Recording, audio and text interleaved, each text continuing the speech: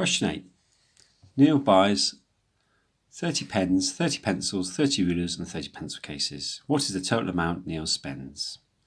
We have to read this detail very carefully here. So the pens, it says there are 6 for 82p. Okay, so what we'd say, he needs to buy 30. So how many does he need of this deal? He needs 6. He needs 5 of these deals. Okay, 6 for 82p. How much is that going to cost? 5 times 82p. On our calculator, that will give us 410 pence. Now you can write this in pounds or pence at this stage, but I'm going to keep it in pence just for now. Pencils, 30 pencils. Pencils are 15 for 45p, 15, but he needs 30. So for this part of the deal, he needs 2 of these. So a good suggestion here is to work through the line by line and work out how much each part works. I know we've got all this space down here. You can transfer that down later on. So the cost here would be 2 times 45p, which is 90p. Rulers, 10 for £1.25. He needs 30 rulers. Well, I think we can all see that even without a calculator. That's 3 lots of that offer. 3 times £1.25 is going to give us £3.75 or 375 pence. I'm keeping it in pence. Okay, so I suppose I should change that to 125 pence there. And pencil case is 37p each, and he needs 30 of those. So we actually need 30 of those. So we're going to times that one by 30. So calculator for this one, 30 times 37. 30 times 37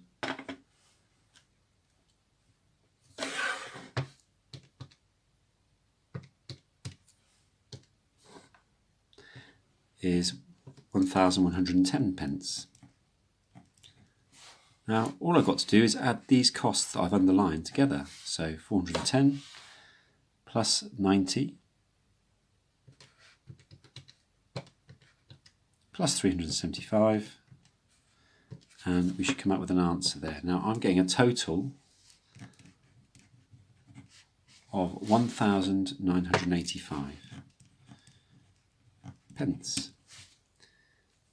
We look at the answer line, it wants it in pounds. So all we have to do now is change that into pounds. We divide by 100, and that gives us £19.85. So we'll just transfer that answer here. And there we have it. Okay, good. Question 9. Emily drives 186 miles in 3 hours. What is her average speed? And again, we look at the unit here, miles per hour. So we know 186 miles in 3 hours. We want miles per hour. And if you didn't know about that, that means we want how many miles per every hour. So we've divided by 3. If we divide the 186 by 3, we get the same. We should get the exact same result, or the exact accurate result, I should say. 186 divided by 3 gives us 62. And believe it or not, that's the speed, 62 miles in 1 hour, which we these days commonly call it 62 miles per hour. Part B. Sarah drives an average speed of 58 miles per hour for 4 hours. Again, what does that mean? 58 miles per 1 hour. That's what that means. So if we're looking at 4 hours, what have we done to the time? Well, we've times that by 4. You can see that.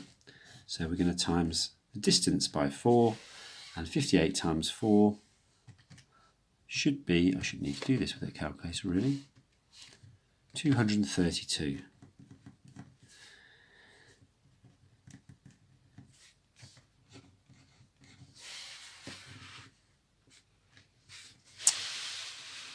Okay, question 10. Write down all the prime numbers between 20 and 30. Well, rather than guessing, what you could actually do is write down all the numbers and then just select the ones which are prime. Between 20 and 30, so it means we're going to start at 21, 22, 23, 24, 25, 26, 27, 28 and 29. And all I'm going to do from there is select which ones are prime from there. Now hopefully you know that a prime number has only two factors, itself and 1. 21, well, it's got itself and 1, but it's also got 3 and 7, so that's not a prime. 22 is an even number, so it's going to have itself and 1 and 2. In fact, all even numbers we can cross off now. The only even prime number is 2 itself. So we're left with 23.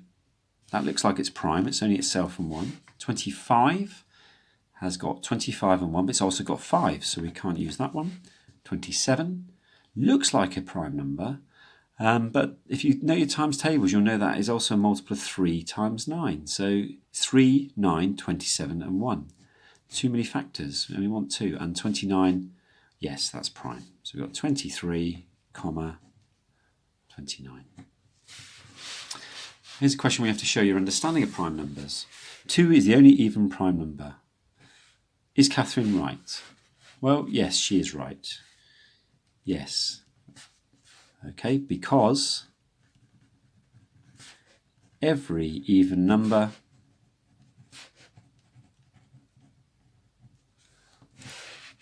greater than 2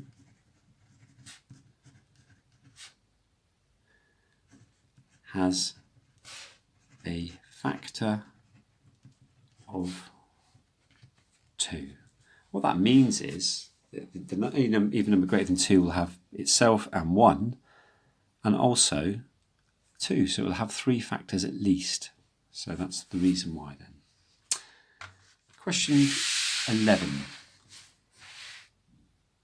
Solve x plus x plus x equals 51. Well, we could simplify the left-hand side. 3x equals 51. Or you might do it by inspection. I like to do equations. It gets in the habit of doing the balance method. Or stopping x being on the left-hand side on its own. The 3 is timesing x. So what we're going to do, I'm going to divide by 3 that side and divide by 3 the right-hand side. So I get x on that side. Again, 51 divided by 3 would give me 17. X equals 17. Y over 4 equals 3. Again, what we say to ourselves, what's stopping y be on its own? Well, that line and 4, that means divide by 4. So we do the inverse, or the opposite, mathematical opposite. We times by 4 both sides. Gives us y is equal to, on the left-hand side, 3 times 4 is 12. So second mark there. And finally, a little bit more difficult, but not too much. 2f plus 7 equals 18. The first thing we're going to do is subtract 7 from both sides. Because f has stopped being on its own by the 2 and the plus 7. So we take away that, get rid of that plus 7 first. That will give us 2f. If we take away 18, we get take away 7 from 18, we'll get 11. And f is being multiplied by 2 now, so we need to divide by 2. Again, you've got your calculators, don't forget about this. 2f divided by 2 is just 1f, or f, and 11 divided by 2 would be 5.5, or 5.5.